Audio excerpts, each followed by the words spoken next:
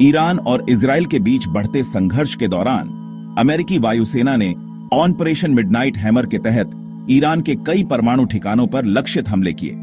B-2 stealth bombers, घातक bunker busters बम और Tomahawk मिसाइलों से अमेरिका ने ईरान की 3 सबसे अहम न्यूक्लियर साइट्स को निशाना बनाया, जिनमें Fordow fuel enrichment plant, Natanz site और इस्फहान शामिल हैं, जो ईरान के यूरेनियम एनरिचमेंट प्रोग्राम में अहम भूमिका निभाते हैं।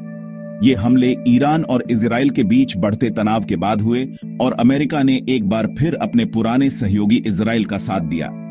अमेरिका के अनुसार इन हमलों का मकसद ईरान की यूरेनियम संवर्धन क्षमता को बाधित करना था, जो अमेरिका और इजराइल दोनों के लिए एक बड़ी सुरक्षा चिंता है। ये हमले वॉशिंगटन और तेहरान के बीच हाल के वर्षों का सबसे गंभीर टकराव माने जा रहे हैं। आखिर अमेरिका ने इतना बड़ा कदम क्यों उठाया? क्या इसका कारण सिर्फ इजराइल से दोस्ती या ईरान का परमाणु कार्यक्रम है? इसका उत्तर सिर्फ एक कारण नहीं है दोस्तों, बल्कि कई जटिल राजनीतिक, रणनीतिक और भू राजनीतिक कारण इसमें शामिल हैं। ये तो दशकों की अविश्वास, शक्ति संघर्ष और प्रॉक्सी वॉर्स की कहानी है।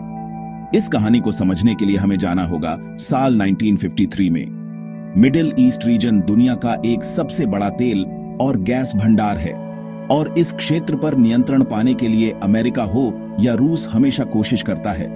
1953 में ईरान के प्रधानमंत्री मोहम्मद मोसद्देक ने देश के तेल संसाधनों का राष्ट्रीयकरण किया, जो ब्रिटिश और अमेरिकी कंपनियों के कब्जे में थे।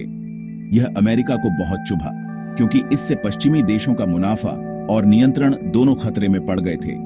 इसलिए अमेरिका और ब्रिटेन ने मिलकर उन्हें सत्ता से हटा दिया।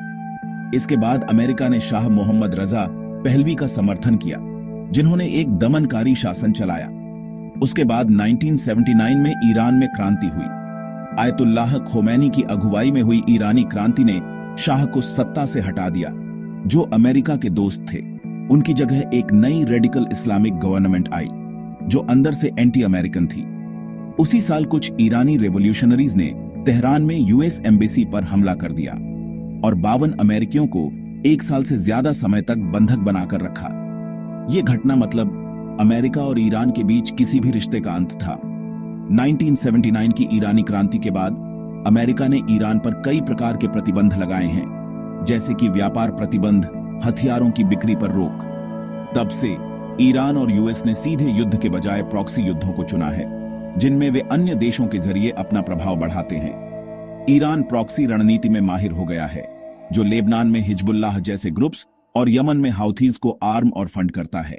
इनमें से हर एक ग्रुप अमेरिका और उसके सहयोगियों, खासकर इजराइल के विरोधी हैं। तो अमेरिका ईरान के खिलाफ उसके समर्थित गुटों को कमजोर करने के लिए मित्र देशों, प्रतिबंधों और सैन्य हमलों के जरिए लड़ता है। यूएस ईरान को दुनिया का सबसे बड़ा स्टेट स्पॉन्सर ऑन टेररिज्म कहता है। वहीं ईरान का कहना है कि अमेरिका साम्राज्यवादी है, जो मिडिल ईस्ट पर डोमिनेट करना चाहता है और अत्याचारी सरकारों का समर्थन करता है। ईरान का न्यूक्लियर प्रोग्राम भी एक बड़ी वजह बना है तनाव का। अमेरिका को डर है कि ईरान परमाणु हथियार बना सकता है, जो इजराइल और पूरे मध्य पूर्व के लिए खतरा हो सकता है। लेकिन ईरान दावा करता है कि उसका न्यूक्लियर प्रोग्राम पूरी तरह ऊर्जा उत्पादन जैसे शांतिपूर्ण उद्देश्यों के लिए है। 2015 में एक ऐसी डील की उम्मीद बनी जो सख्त निगरानी के साथ ईरान के परमाणु कार्यक्रम को सीमित कर सके। लेकिन 2018 में राष्ट्रपति ट्रंप ने अमेरिका को इस समझौते से बाहर निकाल लिया। तब से ईरान फोर्डो और नटांज में डीप अंडरग्राउंड पहले से कहीं ज्यादा तेजी से यूरेनियम एनरिच कर रहा है। इन्हीं साइट्स को ऑपरेशन मिडनाइट हैमर के तहत निशाना बनाया गया। इसके जवाब में ईरान ने स्ट्रेट ऑन हॉर्मुज को बंद करने की योजना बनाई है और अमेरिका को करारा जवाब देने की चेतावनी दी है।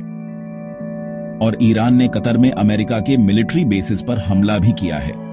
देखना यह है कि अब क्या होगा। क्या तनाव धीरे धीरे डिप्लोमैटिक रास्ते से सुलझेगा या हालात किसी बड़े टकराव की ओर बढ़ेंगे? आपको क्या लगता है? नीचे कमेंट्स में जरूर बताएं। तो दोस्तों, ये थी ईरान और अमेरिका के बीच जारी संघर्ष की पूरी कहानी। अगर आपको ये वीडियो पसंद आया हो तो इसे लाइक करें, अपने दोस्तों के साथ शेयर करें और ऐसे ही जानकारीपूर्ण कंटेंट के लिए चैनल को सब्सक्राइब करके हमारा साथ दें। मिलते हैं अगले वीडियो में, तब तक के लिए धन्यवाद।